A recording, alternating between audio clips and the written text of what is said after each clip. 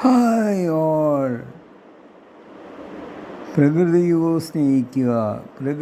സ്നേഹിക്കുക എന്ന മുദ്രാവാക്യമാണ് ഞാൻ വിളിച്ചു പറയാൻ ഉദ്ദേശിക്കുന്നത്. എത്രയോ ബിസിനസ്സുകാർ ഇന്ന് നഷ്ടത്തിൽ പോകുമ്പോൾ, എത്രയോ ബിസിനസ്സുകാർ നഷ്ടത്തിൽ പോകുമ്പോൾ കൊച്ച് വഴിയോര കച്ചവടത്തിൽ നടത്തുന്നവർ ലാഭകരമായിരിക്കുന്നു.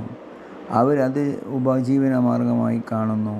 അതുവഴിയാണ് അവരുടെ കുടുംബം നടത്തുന്നത്, കുട്ടികളെ പഠിപ്പിക്കുന്നത്, കല്യാണം കഴിച്ചു കൊടുക്കുന്നത്. വർഷങ്ങളോളം വഴിയോരത്തിലിരുന്ന് കച്ചവടം ചെയ്യുന്നു. അവർ ഭൂമിക്ക് സ്നേഹിക്കുന്നു.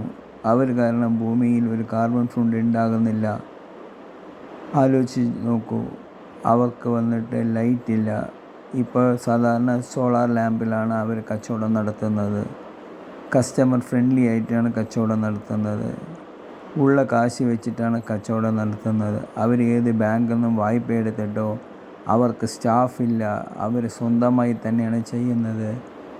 വഴിയോരത്തിൽ നിന്നും കസ്റ്റമറുടെ പ്രീതി പറ്റി അതേ വഴി അവർ ബിസിനസ് ഉണ്ടാക്കുന്നത്. വർഷങ്ങളോളം വാങ്ങുന്ന ആളുകൾ അവരുടെ അടുത്തുണ്ട്.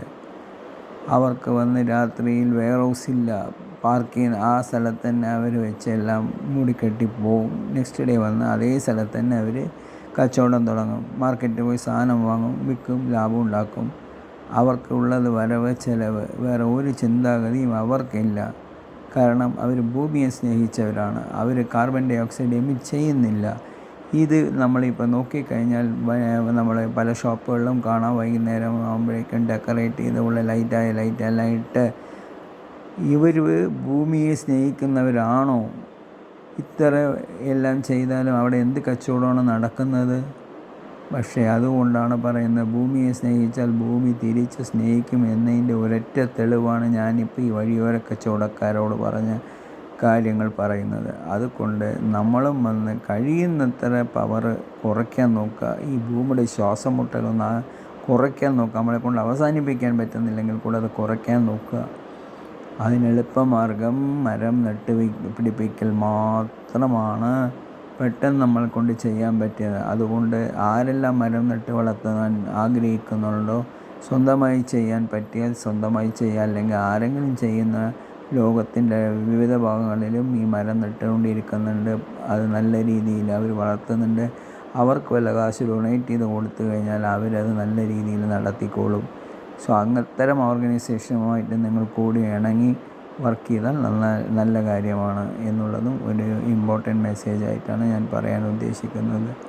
സോ ഒരേ കാര്യം എല്ലാവർക്കും ചെയ്യാൻ പറ്റുന്നത് മാക്സിമം പവർ റിഡക്ഷൻ, അത് വേണം നമ്മൾ ചെയ്യാൻ.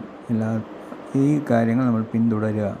ഇതിനെക്കുറിച്ചുള്ള അഭിപ്രായങ്ങളും നിങ്ങൾക്കും പല കാര്യങ്ങൾ ചെയ്തുകൊണ്ടിരിക്കുകയാണെങ്കിൽ ദയവ് ചെയ്ത് അതൊന്ന് റെക്കോർഡ് ചെയ്യുക. മറ്റുള്ളവരതൊന്ന് നമ്മൾ പാസ് ചെയ്ത് കഴിയുമ്പോൾ അവർക്കും അത് പ്രയോജനമായിരിക്കും. ഇതിൽ പല രീതിയിലുള്ള ബിസിനസ്സുകൾ, ഗ്രീൻ ബിസിനസ് ഇന്ന് നടക്കുന്നുണ്ട്. അക്കാര്യം മനസ്സിൽ വെച്ചുകൊണ്ട് പലർക്കും ഗ്രീൻ ബിസിനസ്സുകൾ ആരംഭിക്കുക. റീസൈക്ലിംഗ് ഒരു വലിയ പ്രോജക്റ്റ്സാണ്, അതും നമുക്ക് ആരംഭിക്കാൻ കഴിയും. അങ്ങനെ പല രീതിയിലും നമുക്ക് സെക്കൻഡ് ഹാൻഡ് ഗുഡ്സ് ആരും തന്നെ അതിനൊരു സൂപ്പർ മാർക്കറ്റ് ഉണ്ടാക്കിയിട്ടില്ല. പക്ഷേ അത്തരമൊരു സൂപ്പർ മാർക്കറ്റ് ഉണ്ടാക്കുകയാണെങ്കിൽ ഇനിയും അത് ലാഭകരമായിരിക്കും. കാരണം അതിന് MRP ഇല്ല, അതിനൊരു പ്രൈസ്. പക്ഷേ ആ വെക്കുന്ന സാധനം നല്ല റിപ്പയർ ചെയ്ത് വെച്ച് കഴിഞ്ഞാൽ ജനങ്ങൾ വാങ്ങിക്കും. ആരാണ് സെക്കൻഡ് ഹാൻഡ് ഗുഡ്സ് വാങ്ങാതിരിക്കുന്നത്? എത്രയോ ആളുകൾ സെക്കൻഡ് ഹാൻഡ് ഗുഡ്സ് വാങ്ങിക്കും.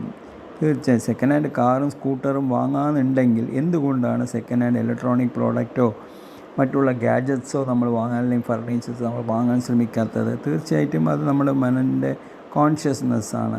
പക്ഷേ അത് റീഫർബിഷ് ചെയ്ത് വെക്കുകയാണെങ്കിൽ ആൾക്കാർ വാങ്ങിക്കും. ആ വാങ്ങുമ്പോൾ നമ്മൾ വന്നിട്ട് അത് ലാൻഡ് ഫിൽസ് പോകാതെ നമുക്ക് അതൊരു യൂസാകും. പ്രത്യേകിച്ച് നല്ല മാർജിനും നല്ല ലാഭകരമാക്കാൻ നമുക്ക് ലാഭം കിട്ടും എന്നുള്ള ഉറപ്പാണ്. സെക്കൻഡ് ഹാൻഡ് ഗുഡ്സിൻ്റെ സെൻറ്റേഴ്സ് ആരംഭിക്കാൻ എല്ലാവരും ശ്രമിക്കുക. അതിന് എല്ലാവിധ സപ്പോർട്ടും നമ്മൾ നൽകുന്നതാണ്.